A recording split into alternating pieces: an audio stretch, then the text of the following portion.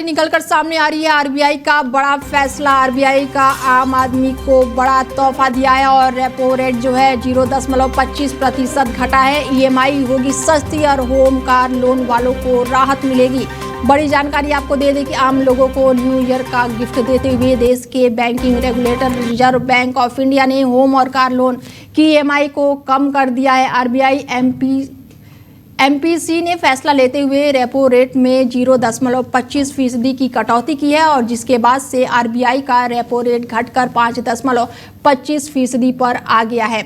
इससे पहले आरबीआई ने फरवरी, अप्रैल और जून में कटौती की थी और इसका मतलब है कि मौजूदा कैलेंडर ईयर में आरबीआई ने 6 से 4 बैठकों में 1.25% की कटौती की है। अगस्त और अक्टूबर में आरबीआई ने रेपो रेट को होल्ड पर रखा था, वहीं दूसरी ओर आरबीआई ने अपने रुख को न्यूट्रल रखा है। इसका मतलब है कि आने वाले दिनों में भी रेपो रेट में कटौती की गुंजाइश है।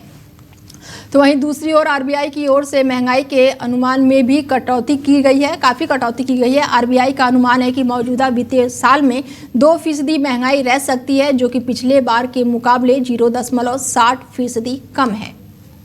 And the RBI, the MPC, met on the 3rd, 4th and 5th of December to deliberate and decide on the policy repo rate. After a detailed assessment of the evolving macroeconomic conditions and the outlook, the MPC voted unanimously to reduce the policy repo rate by 25 basis points to 5.25% with immediate effect. I repeat, the MPC voted unanimously to reduce the policy repo rate by 25 basis points, and the RBI, the MPC, met. और इस खबर पर ज्यादा जानकारी के साथ गौरव गुप्ता जी जुड़ चुके हैं, जो कि अर्थशास्त्री हैं, और उनसे जानते हैं कि आरबीआई का बड़ा फैसला है और आम आदमियों को तोहफा दिया गया है, ऐसे में कितना खास है। सर, बहुत स्वागत है आपका। धन्यवाद। ये बहुत ही बड़ा तोहफा दिया गया है आम आदमी के लिए और बिजनेस में हाउसेस के लिए भी।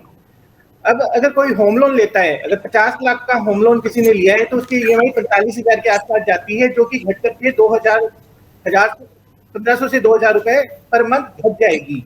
और इसके जो बिजनेस है, इसके लिए वर्किंग कैपिटल लोन होता है और जो टर्म लोन होता है, इसमें भी कटौती आएगी। इससे ज्यादा से ज्यादा एक्सपेंशन करने के लिए बिजनेस के पास पैसा बचेगा। बिजनेस इस पैसे को एक्सपेंशन के लिए लगाएगी और मार्केट में कुछ प्रोडक्ट के कॉस्ट में भी इसका कमी आएगी। जो उनका प्रोडक्ट कॉस्टिंग है वो कम हो जाएगी। इसकी महंगाई भी के ऊपर भी लगाम लगाई जाएगी।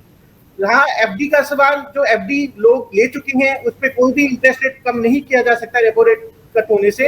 ये खाली लोन को ही रेट कट होता है।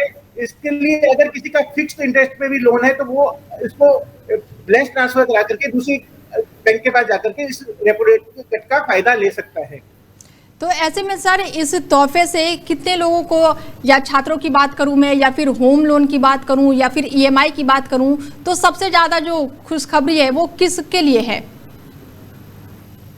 देखिए, ये जो साल है मुझे लगता है कि तोहफों का साल है। ये सरकार जो हमारी काम कर रही है, ये तोहफे ही पे तोहफे दिए जा रही है। पहले इनकम टैक्स में रेट कट कर दिया गया, जीएसटी में रेट कट कर दिया गया, और ये रेपो रेट कट होने से चारों तरफ हर चीज पे इसका इम्पैक्ट जाने वाला है। खाली एक नहीं है कि होम लोन कम हो गया।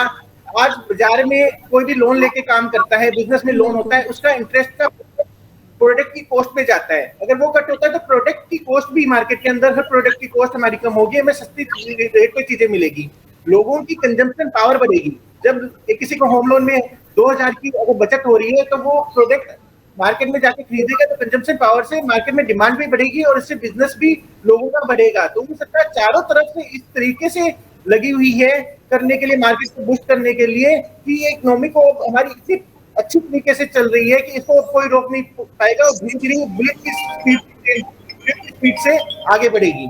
ऐसे में जो व्यापार करने वाले हैं, व्यापारी हैं या फिर खुद का काम करते हैं, उनके लिए भी राहत भरी खबर है ये, गौरव जी?